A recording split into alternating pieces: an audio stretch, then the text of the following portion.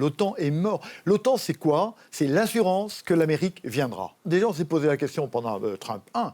Maintenant, pendant Trump 2, on est sûr qu'il est possible mais que nous n'avons pas l'assurance. Ce qui doit inciter l'Europe à être capable de se défendre seule. L'OTAN est mort. Ce qu'on ne doit pas oublier aussi, c'est qu'il y a un problème démographique. Enfin, je veux dire, il y a un fait démographique. Parmi les soldats qui viennent nous libérer en 1944, les gens qui sont venus étaient à 90% d'origine européenne. En 2050, moins de 50% des Américains seront d'origine européenne. Ils seront soit d'origine africaine, soit d'origine asiatique, soit d'origine latino-américaine. Et ceux qui seront encore d'origine européenne, ça fait 4 générations depuis le conflit mondial. Marco Rubio, il est d'origine européenne, hein, mais ça fait un bail. Hein, le secrétaire d'État. Son grand-grand-grand-grand-père était dans le bateau de Christophe Colomb. Donc quand même, ces racines européennes, ça, si vous voulez, c'est un peu loin.